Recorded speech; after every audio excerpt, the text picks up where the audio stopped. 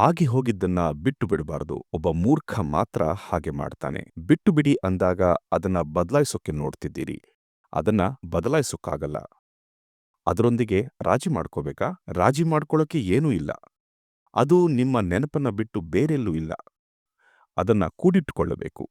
ಹಿತ, ಅಹಿತ, ಅಸಹ್ಯ, ಘೋರ, ಸುಂದರ ಎಲ್ಲಾನು ನೆನಪಲ್ಲಿ ಇರುತ್ತವೆ. ಅವು ಜೀವಂತವಿಲ್ಲ, ನೆನಪಲ್ಲಿ ಮಾತ್ರ ಇದೆ ಅಲ್ವಾ?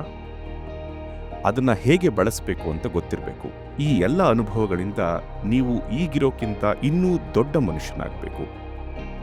ಅದರ ಬದಲು ನಿಮಗೆ ನೋವುಂಟು ಮಾಡ್ಕೊಳ್ತಿದ್ದೀರಿ. ನಿಮಗಿರೋ ಆಯ್ಕೆ ಇದು. ನಿಮಗೆ ಇಷ್ಟವಿಲ್ಲದ್ದು ಏನೇ ಆಗಲಿ, ಯಾವಾಗಲೇ ಆಗಲಿ, ನಾವು ಘಾಸಿಗೊಳಗಾಗಬಹುದು ಅಥವಾ ವಿವೇಕಿ ಆಗಬಹುದು. ಎಲ್ಲ ನೆನಪುಗಳನ್ನು, ಜೀವನದ ಹಿತ ಅಹಿತ ನೆನಪುಗಳನ್ನು ನಿಮ್ಮ ಅನುಕೂಲಕ್ಕೆ ಬಳಸಿಕೊಳ್ಳಬಹುದು. ತುಂಬಾನೇ ಅನಗತ್ಯ ಅಹಿತ ಸಂಗತಿಗಳಾದರೆ ನೀವು ಬೇರೆಯವರಿಗಿಂತ ಮೊದಲು ವಿವೇಕಿಯಾಗಬೇಕು.